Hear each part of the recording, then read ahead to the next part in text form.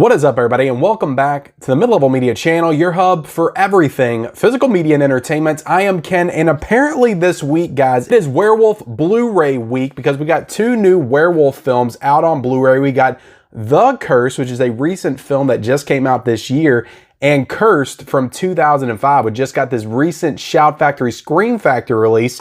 And you know, I was originally just gonna review Cursed on Blu-ray, but I thought, you know, I might as well just lump both of these in together and do like a double Blu-ray review and just let you guys know which one of these, you know, if you're gonna pick up a werewolf film this week on Blu-ray, which one should you buy? And just, you know, kind of help point you in the right direction of the proper werewolf entertainment. Before we get into it, I want to ask, if you're your first time discovering me here on YouTube, you know, hit the subscribe button. If you like Blu-ray, 4K, physical media content, stuff like that, you'll like this channel. So hit the subscribe button for more great content. Also, be sure to like this video and comment down below if you've got thoughts on either one of these two films. The Cursed and Cursed. Both werewolf films, both with very similar titles. It's just so weird they both came out in the same week. I had to do this. I just had to do it. But let me know if you got any thoughts on these two films. Turn on those bell notifications for all future videos, and let's get into it. We're gonna talk about The Cursed right here. So this is available right now. I'm gonna leave the links for purchase down below, but this is available right now on Amazon for $12.99. So really good price point for this. Now, is the movie worth that? So I've heard a lot of praise for this movie, surrounding this movie since it was released. I think it came out in theaters like in January or February, somewhere around there. I think it ran on like the festival circuits last year. It had like a different title, and they changed the title when it came out theatrically. Look, this is pretty good. I'll say that it's pretty good. It's got Boyd Holbrook in it, which if you don't know him, he was in Logan. He was also in Narcos on Netflix. I think he was in the Predator movie, the Shane Black Predator movie. So he's been in some stuff. I like him as an actor, and he's really good in this movie. His part is very straightforward, though. This movie itself, I don't know. I heard lots of good things about it. I can see why some people do enjoy this movie and say it's good. To me, like, this was hyped up like a Hereditary or like The Witch or something like that. It is a period piece film. It takes place in the late 1800s. There's part of this film, it opens with like a World War I sequence, and then they flash back. So it's a really cool setting, a really cool aesthetic. It's got some really good, nice set design, period piece set design, and the setting is awesome. It nails everything. Like, the costumes are great. I don't know, I just couldn't get into this one as much. It is, for what I'll say, again, I don't want to spoil this. I'll probably spoil Cursed a little bit more because it's older.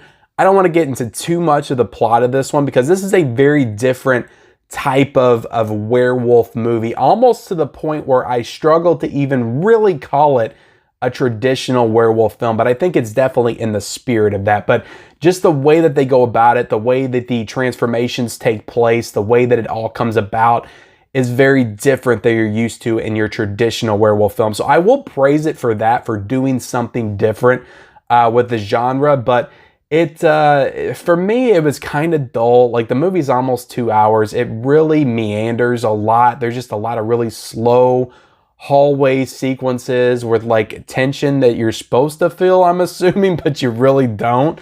And I don't know, it just really didn't deliver for me. I didn't, you know, I enjoyed parts of it. Like, it's really gory. It's got some gruesome kills in it. Like, but the special effects, again, not to go into spoilers and stuff, but some of the special effects in this movie, and we'll get into that with the next one we're going to talk about too, didn't do it for me. It's extremely low budget. They relied way too much on CGI.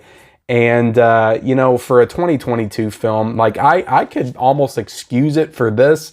I can't excuse it anymore for a 2022 film. It just looked bad. It looked bad. And again, I know the budget was low. They probably didn't have the best equipment and technology to work with on such a low budget. But I don't know. Again, this movie, it was just a situation where I think it was just overhyped by people. I think people were saying this was great.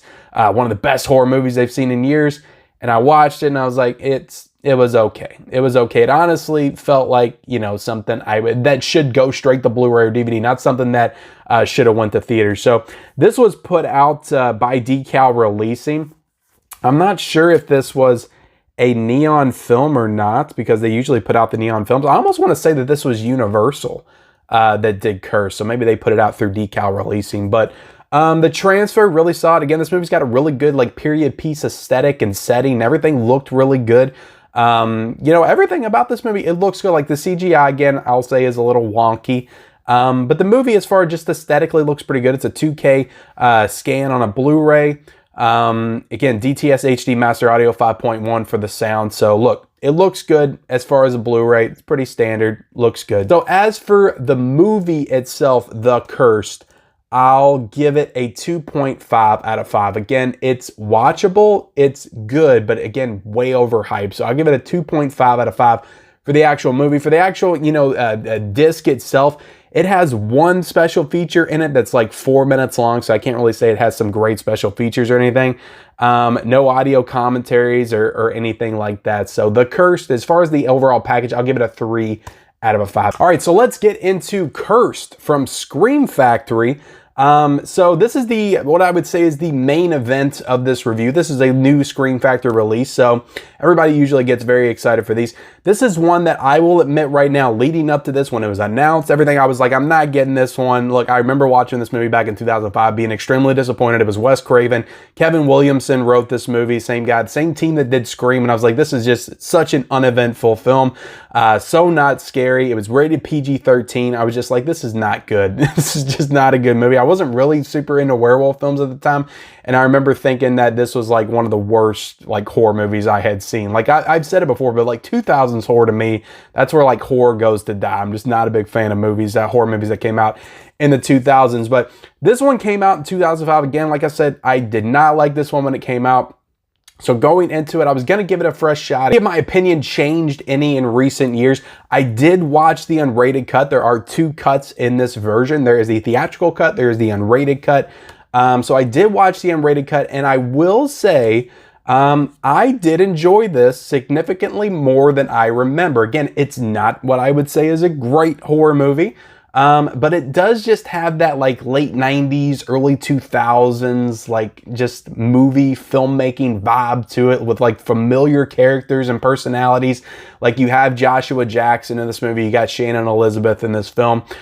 Judy Greer's in this movie, which I'm not a big fan of her at all. That's like one of the reasons why I'm not a huge fan of the new Halloween films, or at least like a small part of it. I'm just never been a big fan of her as an actress. But saying that, I actually think Judy Greer's pretty good in this movie, especially when you get to a certain point in the film. And like I said, you got Joshua Jackson here. Christina Ricci, which I've had a mad crush on since like the Addams Family, Wednesday, and Casper and all that stuff, ever since I was a little kid. So I've always enjoyed Christina Ricci as an actress. She is okay in this movie. Again, serviceable. Again, it's not a great movie overall, so it's kind of hard for anybody in it to be reach a level of greatness, but I think she does a really good, serviceable job as the lead protagonist in this film. You also got her brother, which is played by Jesse Eisenberg, which I completely forgot and didn't even realize he was in this movie. Again, I probably watched this when Jesse Eisenberg wasn't a thing. I had to imagine this is probably one of the first films he was ever in.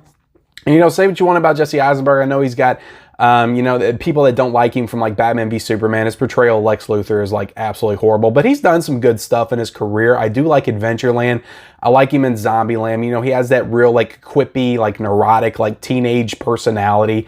I always compare him to like Michael Cera because they just, at some point, they feel like the same person. So we're just real nerdy, just real, of that type, and he plays it very well. I like him in this movie. It's the Jesse Eisenberg from like Adventureland, Zombieland. They get, scratched or bit by the werewolf in the beginning, so he's, looking in all the books and trying to figure out like what's going on with him and looking into the werewolf mythology. So he acts as that like exposition between him and Christina Ricci as to like what's actually going on with them.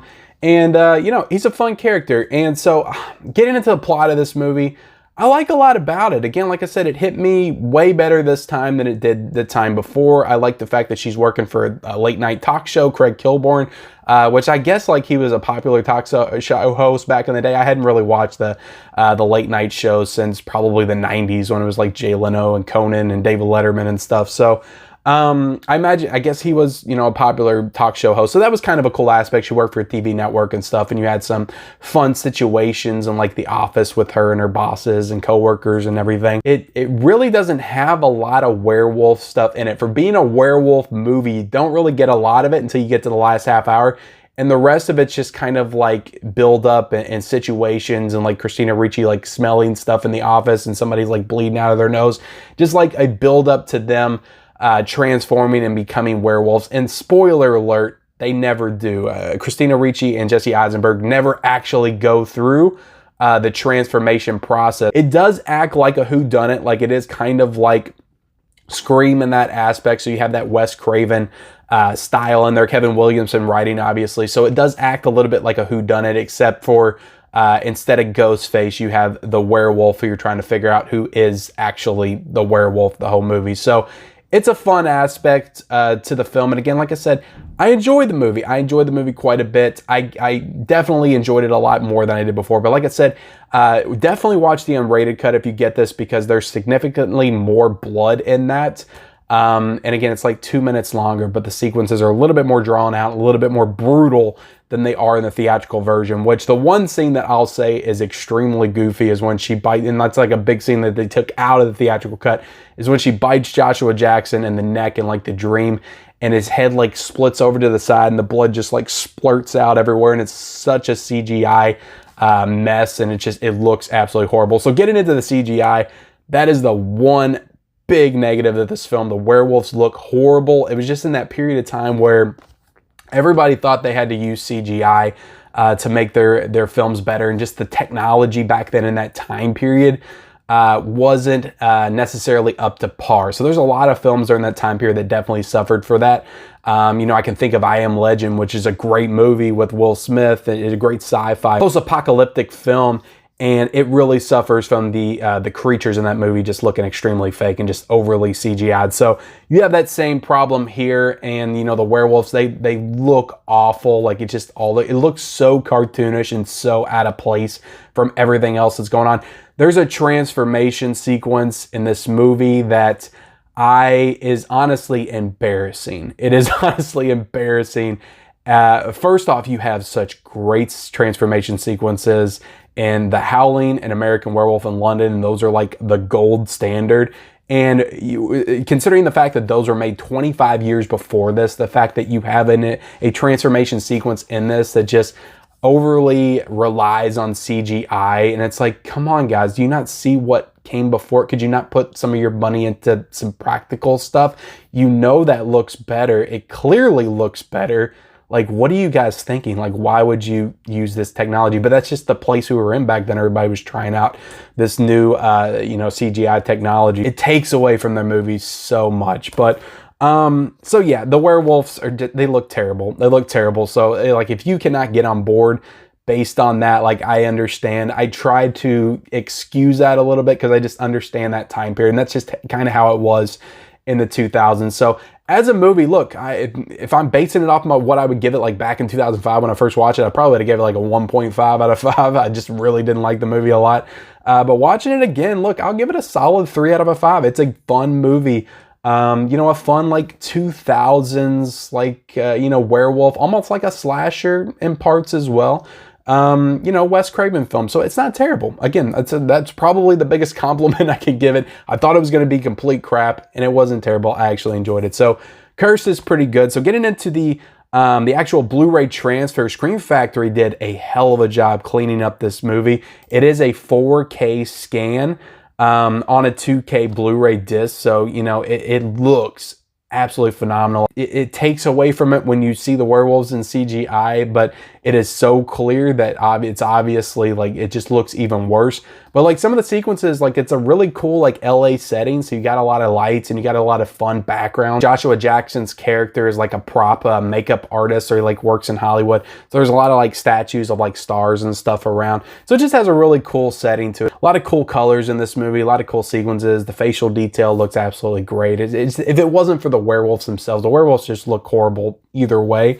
But yeah, the movie looks great. Like the scan is absolutely stellar. Thought they did a hell of a job. So you can only get Cursed on Blu-ray. I was looking this up. It's in a 3-pack with Halloween, The Curse of Michael Myers, and Hellraiser, Hellseeker.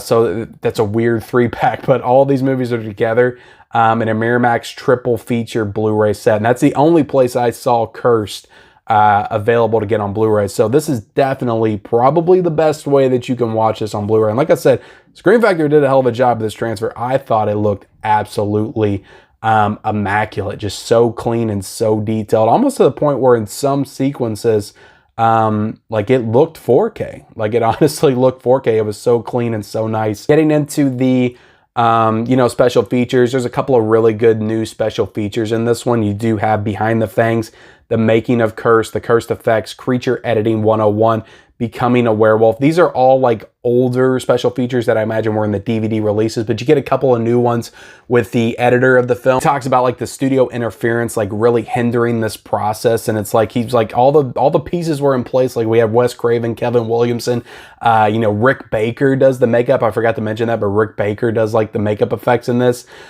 He's like, we had like the dream team together, and it's like the studio just completely botched everything with all of their interference. So he talks really candidly about the film itself. And yeah, you got Derek Mears, who plays the werewolf, which I am struggling to understand. I guess like you put him in a werewolf suit and then you like douse him in CGI, but it just doesn't look like anybody's playing the werewolf. It just looks like a complete cartoon character.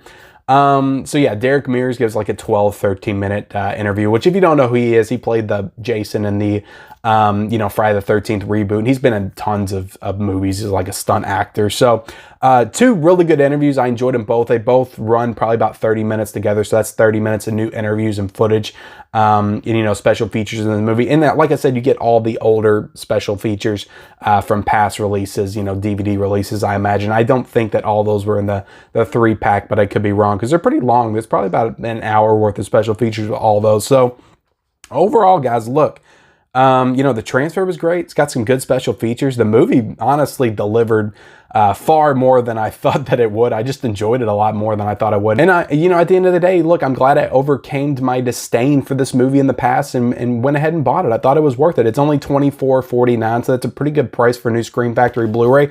So getting down to it, guys, I'm gonna be honest here. I know a lot of people would probably say The Cursed is the better movie. I don't think it is. I really enjoyed Cursed far more, and I think with the transfer and the special features, I think that Cursed is the one that you should pick up this week if you're going to pick up any. Again, you're going to be spending less money picking this one up, but I think as far as like an actual release, I think that Cursed is a far better release this week from Scream Factory than The Cursed from Decal releasing. So that is my double review, guys, and as a total release, I would give this a 4 out of a 5. I would give this a 4 out of a 5. So that is my review of these two Cursed movies. I hope you guys enjoyed it. Please like this video. Comment down below of these two. Which one do you like better? Do you plan on seeing them both based on my recommendation? Which one do you plan on buying? Let me know in the comment section below. Also, be sure to subscribe to my channel if you haven't already. Turn on those bell notifications and follow me on all my social media accounts. Those links are in the description, and we'll see you next time.